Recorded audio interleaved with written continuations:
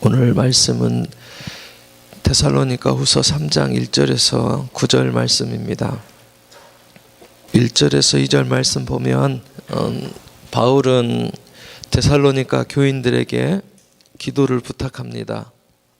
말씀 사역이 확장되고 또 여러분처럼 다른 사람들도 말씀을 기뻐하고 주님을 높여드릴 수 있도록 또 악한 자들로부터 보호해 달라고 기도를 부탁합니다. 바울은 어려운 가운데서도 온 세계에 복음을 전하는 위대한 전도자였습니다. 그렇게 할 수 있었던 것은 바로 사역을 위한 기도의 힘이었습니다. 내가 한다, 기도는 필요 없다는 그런 생각들, 기도 없이 주님 일 한다, 절대 사역은 그냥 되지 않습니다. 리더나 전도자나 사역자는 꼭 기도 도움, 기도 협력이 꼭 필요합니다. 그래서 기도 요청을 많이 하십시오.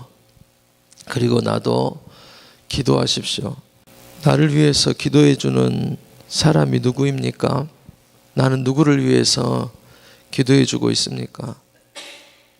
사역자를 위한, 리더를 위한, 전도자를 위한 그런 기도 제목은 무엇입니까? 목사님의 설교를 대신 못 해드려도 설교를 위해서 중보기도 하고 또 도울 수 있습니다. 전도를 내가 대신 나가지 못해도 전도자들을 위해서 후원하고 기도하면 그 일들을 협력할 수가 있습니다.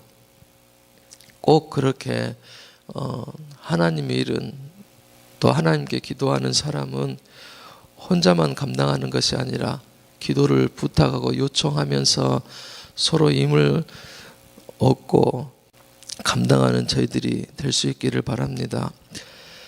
3절에 신실하다고 하나님은 말합니다.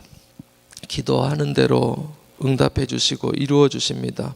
또 힘이 되어 주시고 모든 위험에서 지켜주십니다. 기도하는 대로 성취해 주시고 이루어 주시는 하나님입니다. 4절 말씀에 보면 또 확신하고 기도하지요. 우리가 전한 대로 잘 행하고 또 앞으로 잘 해나가리라는 것을 주님 안에서 확신합니다. 가르친 대로 명령을 잘 따르는 것과 또 앞으로 잘 해나가리라 확신하는 겁니다.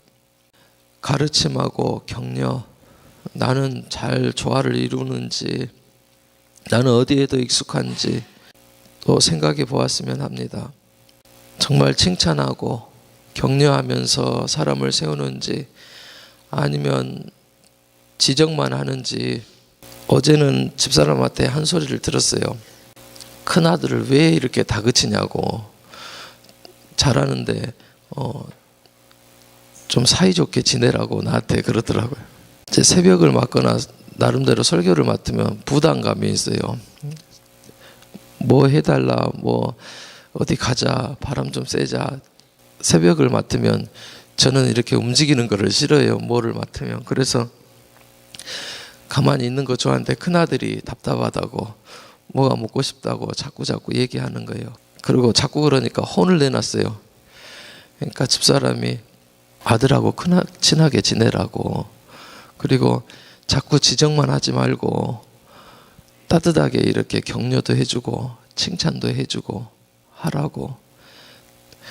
당신 착한 줄 알지, 근데 집에 오면 되게 인색하다, 그런 얘기를 하는 거예요. 필요한 것 같아요. 부탁도 하고 가르치기도 하되 칭찬하고 격려하는 것도 사람을 세우는데 필요합니다. 그래서 오늘 아침에 일어나면 칭찬을 해주고 토닥여서 보내려고요. 밤에 잠자니까 뽀뽀해 줬어요. 미안해서, 말씀을 준비하면서. 근데 서로 세워갈 때 이렇게 칭찬하는 거, 격려하는 거, 조화를 이루는 것이 사람을 관계하고 세워가는데 중요한지 깨닫게 되었습니다. 또 사랑과 인내는 5절의 짝꿍입니다. 주님의 사랑과 인내를 본받게 해달라고 그렇게 기도합니다. 야고보서 1장 4절에 보면 인내를 온전히 이루라. 이는 너희로 온전하고 구비하여 조금도 부족함이 없게 하려 함이라 라고 말씀합니다. 또 마음을 인도하신다라고 말하죠. 어떻게 마음을 바꾸나 사람은 잘 안 돼요. 근데 주님께서는 그 마음을 만집니다. 말씀으로도 만져주시고 기도 중에도 깨닫게 하시고 찬양할 때도 위로해 주시고 만져주십니다. 오늘 데살로니가 후서 3장 말씀을 준비하는데 설교는 준비했는데 정말 내가 그 말씀대로 살아가나, 살 수 있을까, 이런 생각이 들었어요. 그리고 이 말씀을 듣고 지키려고 하는 분들이 있을 것인데, 하나님의 말씀을 지키는 것은, 또 순종하는 것은 하나님의 마음을 움직이시고 하나님이 순종할 마음을 주시고 또 하나님이 그렇게 말씀이 하나님 음성으로 들리게 해주셔야만 말씀을 순종할 수 있어요. 말씀을 들을 때 정말 하나님께서 마음을 인도해 주시고 변화시켜 주기를 소원합니다. 6절에 보면 규모 있는 삶을 살도록 모범을 보였습니다.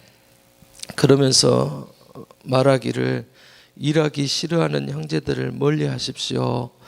게으른 사람들을 사귀지 말라라고 부탁을 합니다. 영향력이 있기 때문에 그렇습니다. 당시에 교회에 문제가 있었어요. 이제 2장에 보면은 재림 신앙이 있고 또 그 앞에 보면 거짓 교사들의 가르침하고 교회 안에서 문제가 있었는데 또 박해가 심하죠.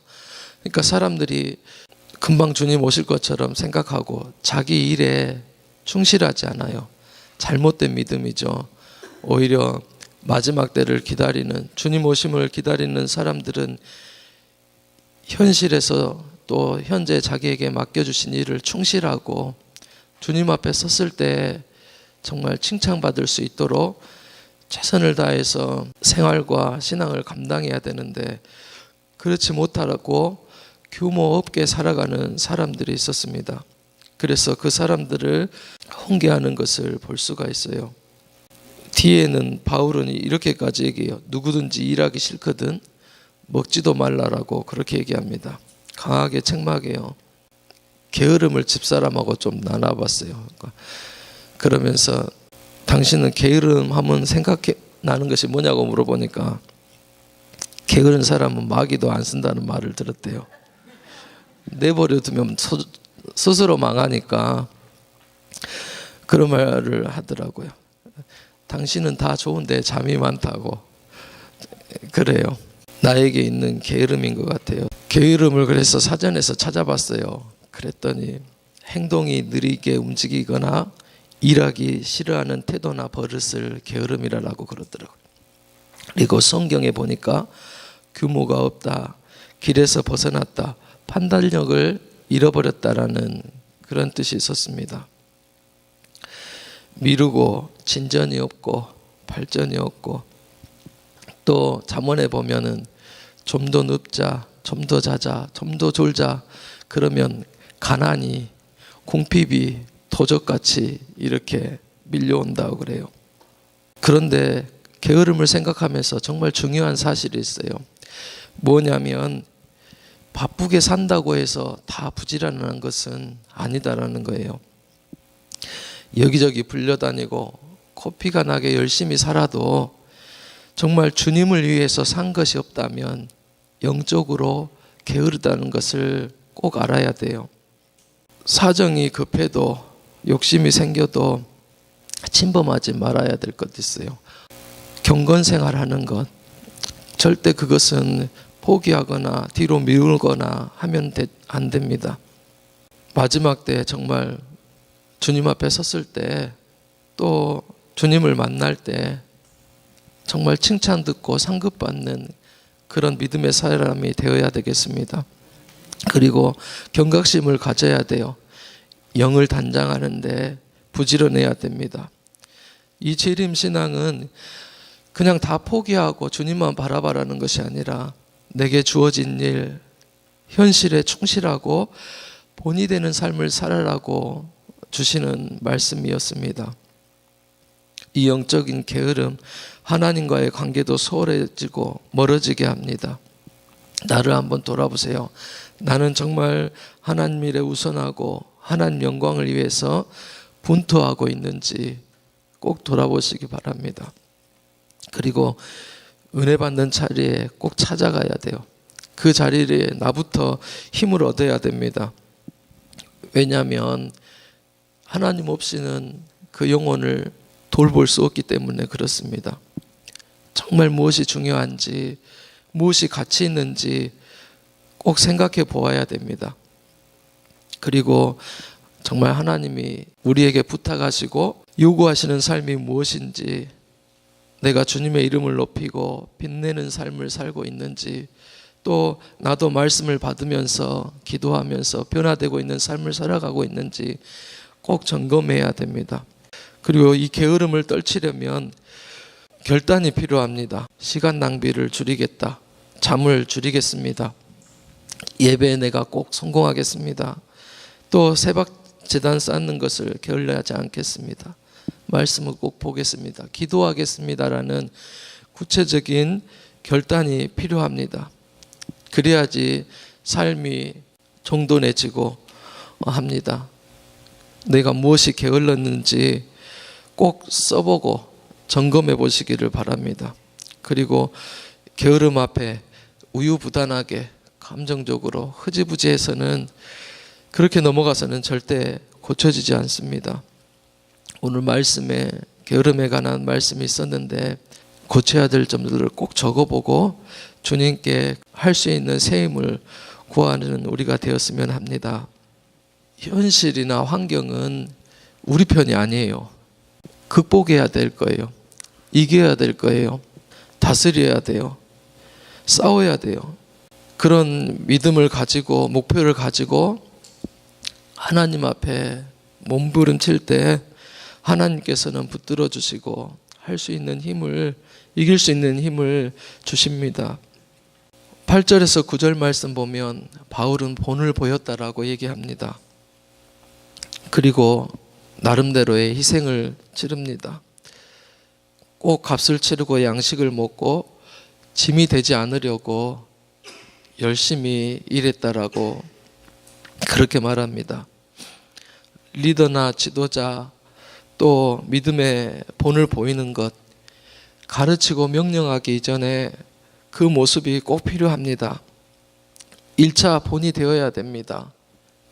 그리고 최선을 다하고 충실하는 그런 삶을 살아야 됩니다. 오늘 데살로니가후서 3장 1절에서 9절 말씀에는 기도와 또 게으름을 멀리하라, 그리고 본을 보이는 삶에 대해서 얘기합니다. 말씀을 통해서 내게 주신 것들 깨달을 수 있도록, 적용할 수 있도록 기도하고, 또 리더들을 위해서, 사역자들을 위해서, 전도자와 목회자들을 위해서 함께 기도하고 돕는 기도의 조력자들이 되어주시기를 바랍니다. 그리고 정말 내가 신앙생활에서 우선순위 무엇인지 살펴보시고, 일상에서는 다 부지런하게 열심히 사실 것입니다. 그러나 영적인 삶에서도 정말 그러한지 돌아보는 그런 하루가 되시기를 바랍니다. 기도하시겠습니다.